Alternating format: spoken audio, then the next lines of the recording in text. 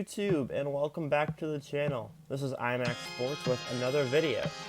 And today's video is my top fantasy football quarterback sleepers. I've done running backs, I've done wide receivers, now it's time for quarterbacks. So today's video will be a little bit different because I usually do my top 5 sleepers and I do 6 through 10 as well on a different slide. But today I'm only going to do top 5 and then some anecdotes about other quarterbacks because you can't really have 10 quarterback sleepers out of 32. So I just have my top 5, and if anyone wants to let me know who they think are going to be the biggest steals and deals in the NFL fantasy football draft this season, let me know in the comments below.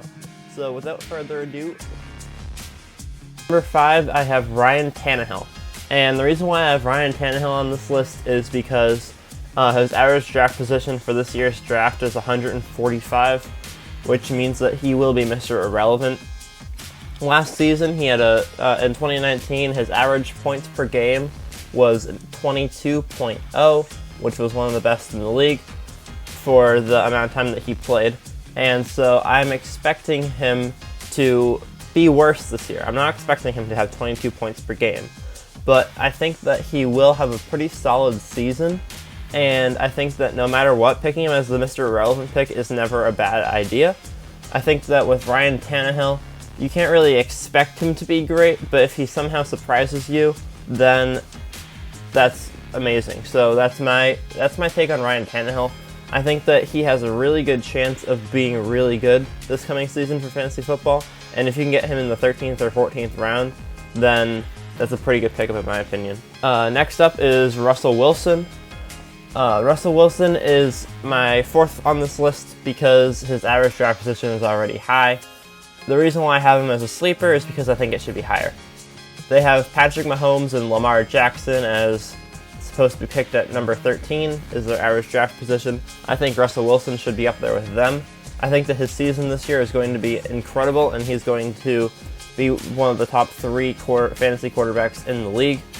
I think he also will have a really good chance, a really good run for the Super Bowl. In 2017, he had 21.8 points per game. In 2018, he had 18.8 points per game. Last year, he had 20.5 points per game, and his entire career, he's averaging 18.75 points per game. And 18.75 points per game in his career is nothing to laugh at, because if you look at the rest of the league, the top 5 in the league usually get, well, not the top, the 18.75 puts you in the top 10 every single year of your entire career. And I think that Russell Wilson is going to have an even better season this year than he has in the past couple of years. Next, we have Tom Brady. And with Tom Brady, his average draft position this year is 86. In 2008 to 2017, he averaged 20.4 points per game over that 10-year span. Yes, I said that Russell Wilson's 18.8 was high. He averaged 20.4 over a 10-year span. In 2018 through 2019, he averaged 17 points per game for fantasy points. And I think that this year he's going to go back to the 2008 to 2017. If you look at Brady's career, from 2008 to 2017, he always had a Pro Bowl receiver or tight end on his team. I know that Gronk was the only Pro Bowl tight end on the team for 3 or 4 years towards the end of that, but he still was a Pro Bowl tight end that he had on his team to help him. In 2018 and 2019, he did not have a Pro Bowl receiver, a Pro Bowl running back, a Pro Bowl tight end. He didn't have a Pro Bowl anything. He was the only offensive player in the Pro Bowl. Actually, he wasn't even in the Pro Bowl last year because he just had nobody to throw to on offense. So this year, being back with Gronk, having Mike Evans, having Chris Godwin, having multiple Pro Bowlers around him on his team, I think that he will have another season like the 2008 to 2017 era where he'll have 20.4 points per game, dominate fantasy football, and everyone will want Tom Brady on their team. Him being picked in the mid-9th round to me is a shock. I think he should be picked in the 6th to 7th round if his average draft position is the mid-9th. If you can get Tom Brady in the 6th round, then you're not going to win your fantasy league, but your draft is going to be incredibly good. He's not a backup quarterback. He's a starting quarterback. And according to Fantasy.com, he is a backup quarterback, and I think that you can get him for a steal. Next is Drew Brees, who I believe is more of a steal and lower in the rankings. In 2018, he averaged 19.1 points per game. In 2019, he averaged 20.6 points per game. And his career, he averaged 19.4 points per game with the Saints. I didn't include his career with the Chargers because that's a completely different story. But during his career with the Saints, he averaged 19.4 points per game. This is an incredible feat. Over so many years, he stayed so consistently good, and this year will be none different. His average draft position this year is 98, which is the late 10th round, and I think that anyone who picks Drew Brees in the late 10th round as a backup quarterback shouldn't have Drew Brees on their team. Drew Brees is, again, a 6th round pick like Tom Brady, and I think that if you pick Drew Brees in the 6th round, then you will have an amazing team, because 6th is already late for Drew Brees. Even if you get him in the 7th round, you can still pick him up in the 7th round because he's available until the late 10th. So I would pick him up in the 6th or 7th round because Drew Brees deserves all of the credit he gets and more, because I think that he is undervalued a lot of times. Of any quarterback in the NFL ever, he's undervalued. And he does not deserve to be drafted any lower than the 7th round. So pick Drew Brees up as early as you can without it being absurdly early, because he's not a backup quarterback. He's a starting quarterback. So now we reach my anecdotes, and this is the section I changed from last week. I have a couple of points to mention on here. So if you are going to pick a quarterback early and your decision is between Lamar Jackson and Patrick Mahomes, I would pick Patrick Mahomes. He is more proven over more years. I think that Lamar Jackson will regress this season. Not a whole lot, but he will regress. And I don't think that his fantasy points will be as high this coming season as they were last year. So I would be wary of picking Lamar early because I believe Mahomes will be a better pickup in the long run. My next point is why I put Russell Wilson in here over Dak Prescott. I think that they're very similar players, and I think that Dak Prescott is better than Russell Wilson in some areas. But I think that with a new coach coming in, and seeing how Dak Prescott throwing the ball all the time last season didn't always work out, I think that they're going to change up their scheme a little bit. I think that Russell is going to have a better season than Dak fantasy-wise, and that's why I think that he's more of a steal at pick 41 than Dak is at pick 54. Russell also runs and throws the football. Dak just throws the football. And I think that Russell's season, fantasy-wise, is going to be considerably better than Dak Prescott's. Now, two quarterbacks I would be wary of picking too early are Carson Wentz and Aaron Rodgers. So Carson Wentz's average draft position is 64. But over the last 2 seasons, which is half of his career, he has averaged 17.4 points per game. And in his first season, he averaged less than that. The only season where he's averaged over 17.5 points per game was his second season in the league, and he hasn't done anything like that since then.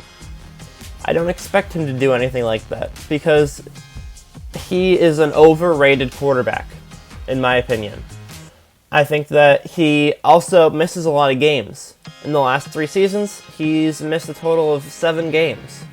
And a lot of other quarterbacks don't miss 7 games a season. So if he is your starting quarterback, not 7 games a season, but don't miss 4 games a season. If he's your starting quarterback and he misses 4 games, especially if they're later in the season because of an injury or something, then you're not going to have your starting quarterback for 4 games in fantasy football.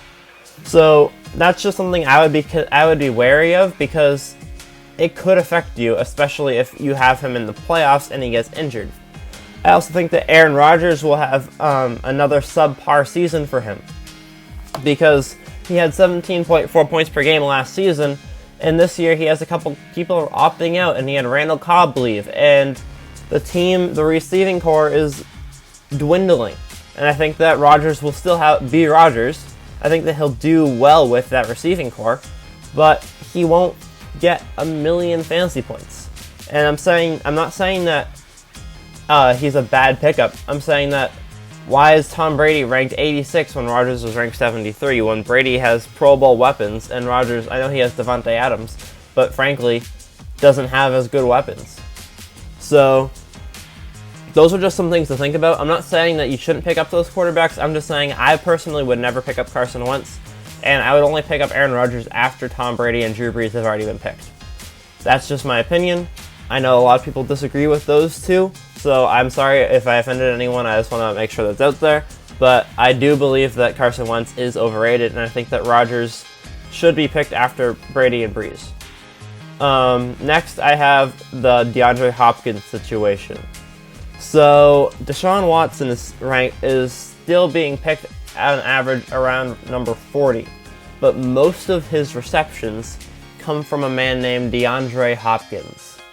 And Hopkins was recently moved from Houston to Arizona. I know Houston has picked up Brandon Cooks, and they have a couple other decent receivers there. They picked up Randall Cobb as well, but they don't have Hopkins. Hopkins was his guy. Hopkins is Hopkins. You can't replace a guy like that. And so I think that having Deshaun Watson at rank number 40 without knowing what he's going to do without his star receiver is I think, a little ambitious, to say the least. I know that he had a really good season last year, but I would say that it's ambitious to put Watson super high with Hopkins out of the picture. I also think that Kyler Murray will benefit from this. His rank is 56. I think that that's perfect for him because he was a top 10 quarterback last year for fantasy points, and this year he's going to have Hopkins. I think that he can be a top 5 fantasy quarterback this year. So I think that if I were to make another list, Kyler Murray would be a sleeper. I don't think that he would be a sleeper because he's number 56, so that's still pretty high. I know I put Wilson on there, but he's considerably better than Kyler Murray. But still, he's going to be a solid pickup for you if you pick him in the 6th round. Last but not least, I have Big Ben Roethlisberger, whose average draft position is 146. So with Big Ben, I like Big Ben. I've always liked Big Ben. He's never been a huge fantasy football guy, but he's had his seasons. And one of the seasons was 2018. He was injured all of 2019, but 2018 was one of his seasons. He had 5,200 yards, he had 1 million touchdowns and a couple picks. And in Big Ben fashion, he was the 3rd best quarterback in the league for fantasy points. And I think that he's going to have either an amazing season or a terrible season. He's just like Ryan Tannehill. Ryan Tannehill's average draft position is 145, Big Ben is 146. So I'm saying if you're picking a backup quarterback in round 13, pick one of those two. I would pick Ryan Tannehill first and Ben Roethlisberger second. Because if you get one of those two quarterbacks as your backup, then you're going to have a very good season. Because those are two solid backup quarterbacks, and they could both potentially beat your starter if they beat out the other guy for the job. Because they have the potential to beat out the other guy that you have on your team for the starting position at quarterback. And I think that Big Ben is an amazing pickup at round 13 or 14. Last but not least is Cam Newton. Cam Newton is my number 1 sleeper for this year. Because if you look at his career statistics, they're incredible. In 2017, he averaged 18.5 points per game. The team won 11-5. In 2019, he averaged 20 points per game. He was 6-8. He was 6-8 and averaged 20.0 fantasy points per game. Imagine what it'll do with a winning record. His career, he's averaged 20 points per game in his career. No other quarterback in the league has done that, except for Patrick Mahomes and Lamar Jackson, who are very small sample sizes, and you can't really take sample sizes that small and call it impressive. It is impressive what they're doing, but you can't take a sample size that small and say, oh, he has 20 points per game for his entire career when his entire career is one season. So, yes, they are incredible quarterbacks, but Cam Newton has done something that they haven't yet, and that is have 20 fantasy points per game for 10 years in a row. And I think that Cam Newton is an amazing pickup in round 14. Yes, he's being picked in round 14, Cam Newton. I would pick him in round 11 or 10. If you pick Cam Newton in round 10, if you pick Tom Brady in round 6 and you pick your backup quarterback as Cam Newton in round 10, then you will have some massive trading power by week 3 when everyone sees what they're doing on the field. But if you pick Cam Newton in round 10, you get Cam Newton in round 10, that's the biggest steal of the draft. I mean, I don't think any other player, except for maybe Ronald Jones, is as big of a steal as Cam Newton is this year. And that's because Cam Newton, I believe, is undervalued. And I think that he will do incredible things. And I think that a lot of people have undervalued him. I think that the Patriots brought him in. I know that they also undervalued him by giving him kind of a garbage salary for what he can do for them. But I think that he's going to have an incredible season, and I think that he is going to prove everyone wrong. I think that he's not going to win MVP, but he's certainly going to do well for himself. He's going to win a lot of games. He's going to get a lot of touchdowns, and I think he's going to have fun. I think that watching Cam Newton is going to be a great time, and I think that anyone who picks him up for their fantasy team is going to have a great quarterback. So if you can get Cam Newton in the 10th round, I would say get him in a heartbeat. He will do wonders for you. So those are my 2020 NFL Fantasy Football Sleepers. I really do hope you enjoyed. Please leave a like if you do, and comment down below who you think is the biggest NFL quarterback sleeper, or who you want for your quarterback on your fantasy football team. This is, again, all based off of a 10-person draft where there's 150 picks, not a 12-person or an 8-person draft, because those numbers of picks go higher or lower depending on how many people are drafting. So thank you again for watching. I hope you guys did enjoy the video. Please subscribe to the channel. It really does help. We're currently at 16 subscribers, and I would love to reach 20 or even higher. Let your friends know about the channel if you enjoy my videos, because I do put a lot of time and effort into them, and I do hope to grow my channel eventually. So thank you guys all for watching. I really do appreciate it, and I'll see you all tomorrow. Peace out.